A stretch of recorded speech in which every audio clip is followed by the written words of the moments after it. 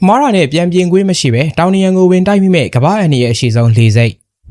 မိတ်ဆွေတို့လေရင်စီးပူးရင်ကိုရောင်းဆိုတဲ့စကားလုံးကိုကြားဘူးကြမလားလေရင်တစ်စင်ကလေစိတ်ကိုဆင်းသက်ဖို့ကြိုးစားတဲ့အခါအခြေအနေမဟန်ရင်လေချောင်းလွှဲနေရင်ပြေးလမ်းပေါ်မစင်းမဲကောင်းငင်ပေါ်ပြန်တက်ပြီးတပတ်ပြန်ဝဲလို့ရပါသည်ဒါဟာလေရင်မှုတွေအတွက်အသက်ကေထွက်ပေါက်တစ်ခုပ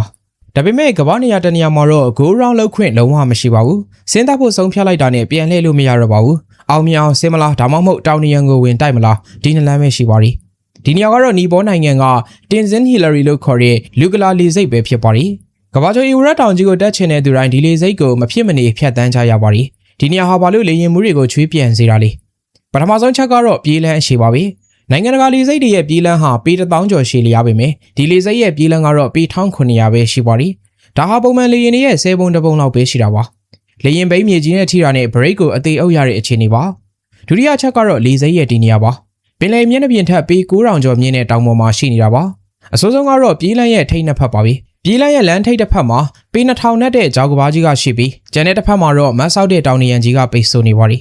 ဒါကြောင့်လေရင်မှုတွေဟာဆင်းသက်တဲ့အခါမှာအချိန်ကိုက်တိကျဖို့လိုပါသည်စောပြီးတော့ဆင်းမိရင်ကြောက်ထဲကျသွားနိုင်တယ်လို့အချိန်မတတ်နိုင်ရင်တော့ရှေ့ကတောင်နယံကြီးကိုဝင်တိုက်မိမှသိကြပါသည်ဒါကြောင့်ဒီလေစိတ်မှာဒုတိယအကြိမ်ပြန်ဆင်းခွင့်ဆိုတာမရှိပါဘူးတစ်ချက်မားရာနဲ့အသက်ဆုံးရှုံးမှုပါပဲဒါရင်မကသေးပါဘူးတောင်မော်ဒီသားဖြစ်တဲ့အတွက်ရာသီဥတုကမိနစ်ပိုင်းတွင်ပြောင်းလဲတတ်ပါသည်ခုနကနေတာနေပေမဲ့ချက်ချင်းမိုးရီရွာမြူရီဆိုင်မီရှေ့ကိုဘာမှမမြင်ရတော့တဲ့အခြေအနေမျိုးဖြစ်သွားရပါသည်ဒီလိုချိန်မှာခင်မီရီရာစနစ်တွေသုံးမရတော့ပဲလေရင်မှုရဲ့မျက်မြင်စွမ်းရည်နဲ့ကျွမ်းကျင်မှုကိုပဲ100%အားကိုးမောင်းနေရတာပါဒါကြောင့်လည်းဒီလေစိတ်ကိုဆင်းသက်ခွင့်ရတဲ့လေရင်မှုဆိုတာတာမန်မဟုတ်ပါဘူးတောင်မော်လေရင်မောင်းနေမှုအတွေ့အကြုံအနည်းဆုံးတစ်နှစ်ရှိရမယ်ပြင်ဒီလေစိတ်မှာကျွမ်းကျင်တဲ့နီးပြလေရင်မှုနဲ့အတူတူအကြိမ်ကြိမ်အောင်မြောင်ဆင်းသက်ပြနိုင်မှသာလေရင်မောင်းခွင့်လိုင်စင်ရရှိတာဖြစ်ပါသည်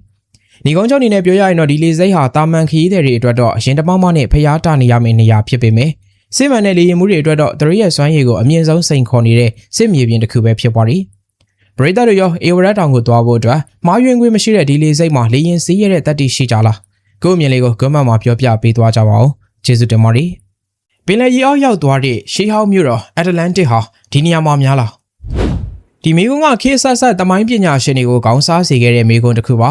ါဒီနေ့တော့ပရိသတ်တို့ကိုဒဏ္ဍာရီတွေကပျောက်ဆုံးသွားတဲ့မြို့တော်လို့တန်တရားရှိကြတဲ့ကမ္ဘာအလှဆုံးကျွန်းကျွန်းစီကိုခေါ်သွားပြရစီဒီပုံကိုမြင်လိုက်တာနဲ့တော်တော်များများရင်းနှီးပြီးသားဖြစ်နေမှာပါအပြာရောင်ပင်လယ်ပြင်ကြီးကိုနောက်ခံထားပြီးကမ္ဘာဆောင်ပေါ်မှာဆောက်လုပ်ထားတဲ့အဖြူရောင်အိမ်လေးတွေအပြာရောင်အမိုးကုန်းလေးတွေဒါဟာကြည့်လိုက်ရင်ဂရီးနိုင်ငံရဲ့နာမည်ကျော်ဆန်တိုရီနီကျွန်းပဲဖြစ်ပါသည်ကြည့်လိုက်ရင်ရန်ကိုအေးချမ်းပြီးလှပတဲ့ဒုက္ခပုံလေးတစ်ခုလိုပါပဲဒါပေမဲ့ဒီအလားတရားတွေရဲ့အောက်ခြေမှာတော့ကမ္ဘာသမိုင်းကိုပြောင်းလဲပစ်ခဲ့တဲ့ကြောက်မက်ဖွယ်ရာတဘာဝဘေးဆိုးကြီးတစ်ခုပုံကွယ်နေတယ်ဆိုတာတင်သိပါသလားတကယ်တော့ဆန်တိုရီနီဆိုတာတာမန်ကျွန်းမဟုတ်ပါဘူးလွန်ခဲ့တဲ့နှစ်ပေါင်း3600ကျော်ကပေါက်ကွဲခဲ့တဲ့အေယာမမီးတောင်ကြီးတစ်ခုရဲ့နှက်ခမ်းပါးပေါ်မှာတိစောက်ထားတဲ့မြို့တစ်မြို့ပါအဲဒီတော့ကမီးတောင်ပေါက်ကွဲမှုဟာလူသားသမိုင်းမှာအကြီးမားဆုံးပေါက်ကွဲမှုတွေကတစ်ခုဖြစ်ခဲ့ပါသည်ပေါက်ကွဲမှုပြင်းထန်လွန်တော့ကျွန်းအလယ်ဘို့တစ်ခုလုံးပင်လယ်အောက်ကိုကျွန်းကျသွားခဲ့ရပြီးအဲဒီခေတ်ကအလွန်တိုးတက်နေပြီဖြစ်တဲ့မိုင်းနွယ်ရင်ကျေးမှုကြီးတစ်ခုလုံးပျက်စီးသွားခဲ့ရပါသည်အခုမြင်နေရတဲ့လာချန်ကွေးပုံတရံကျွန်းပုံတရံဟာအဲဒီငရေကမ်းလိုပေါက်ကွဲမှုကြီးကနေကြံ့ရစ်ခဲ့တဲ့အကျွင်းကြံတွေပဲဖြစ်ပါသည်ကျွန်တော်တို့မြင်နေရတဲ့ဒီလှပတဲ့မြင်ကွင်းဟာတကယ်တော့အိပ်ပျော်နေတဲ့ဘလူးကြီးရဲ့ကြောပေါ်မှာတိဆောက်ထားတာပါ